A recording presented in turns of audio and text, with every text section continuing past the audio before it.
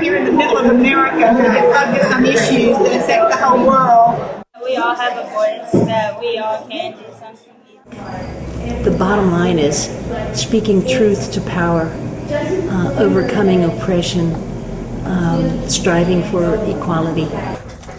Do y'all remember how we heard and watched the international news about the white phosphorus that was being used in Gaza during that terrible time?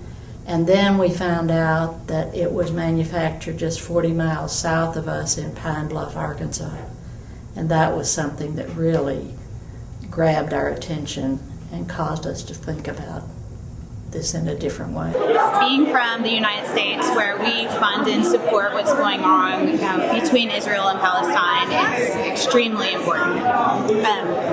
And secondly, being from living in Arkansas, where white phosphorus is made and other weapons that are used illegally, supporting the occupation, such. Well, it's not just my duty; it's my responsibility. Yeah, and we thought that they were just disposing of all the chemical weapons in Pine Bluff. We didn't think there was anything actively going on. Well, that's what made Gaza suddenly so personal to us. It was white phosphorus made here in Arkansas, being used by the Israelis. The Commission, while accepting that white phosphorus is not at this stage prescribed under international law, finds that the Israeli armed forces were systematically reckless in determining its use in built-up areas. And they didn't even say much about it. They didn't say anything about it on the news here, locally. It was like a light bulb going off in our heads. We had to know more about this. And Joanne, if you remember, that was when you invited Razan and Christy to come and be the presenters at Lily Stimson and discussion.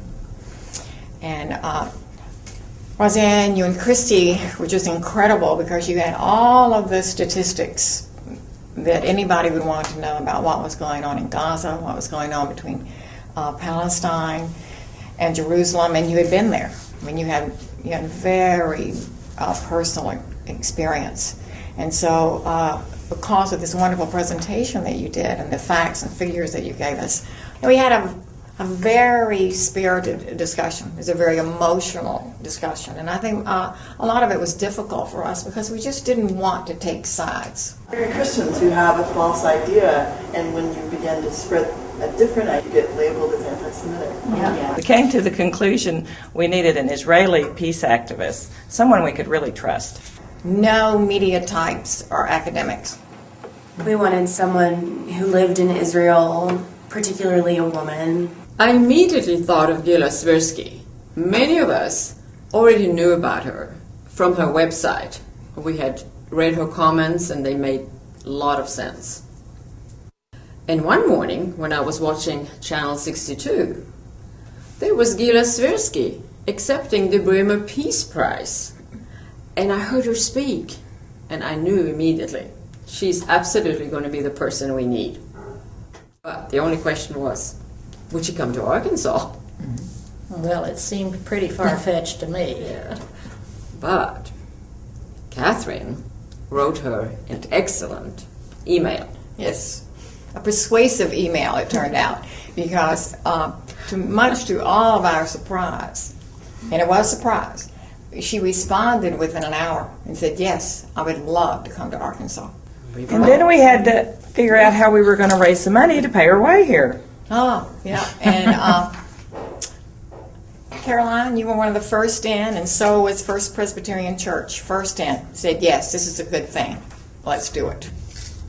Well, we knew we needed a broad coalition to help with all of the activities that we were planning. We also needed a lot of organizations and individuals.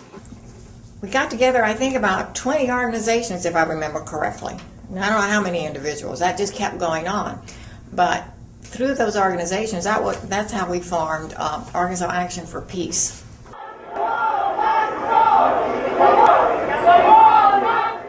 And we came together and just scheduled an amazing amount of events. Great event. We had a lecture and a roundtable discussion at the Clinton School of Public Service, which was, I think, an incredibly effective event. That was a huge coup for us, the Clinton School of Public Service, absolutely. Yeah. It was a great lecture. Refugees, I know I'm running small. Let's talk next about Jerusalem. The third is the settlements. How did you know? And who knows what the fourth one will be? Water. That's right, water. You were in the church class. And that meeting with Governor Beebe, where all the kids were able to visit as well. And we had that wonderful reception, and the mayor was there. All the students helped with it. And then they enjoyed every minute of it. It was a lot of fun.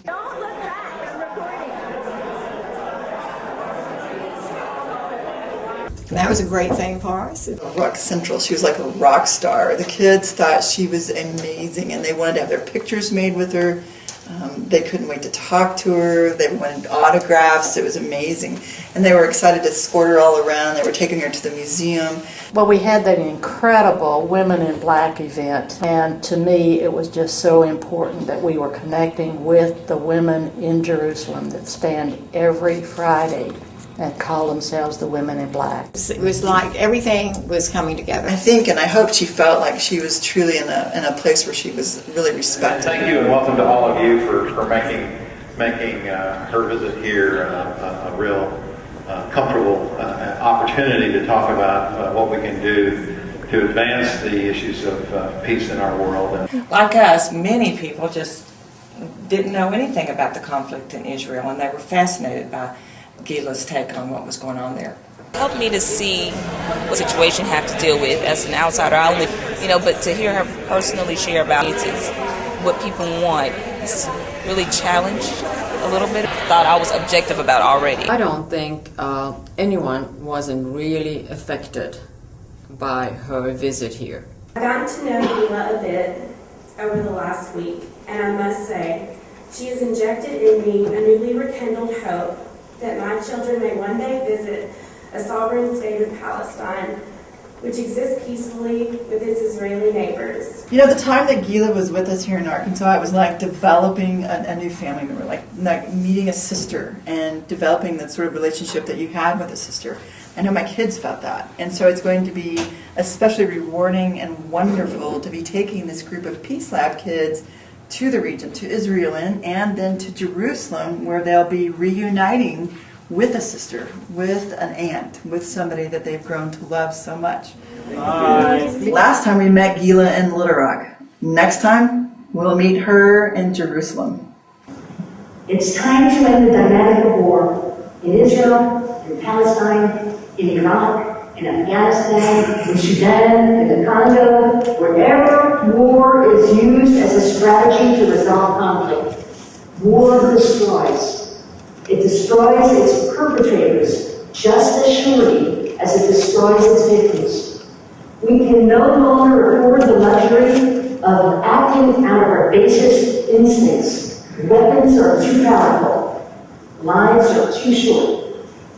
The time has come to hone the tools of peace, dialogue, solidarity, sharing. Our planet is fragile. Let us lay down our weapons and celebrate life. There will still be great challenges for the strong and the brave, but the cemeteries will have fewer graves of small children and their parents who could not protect them.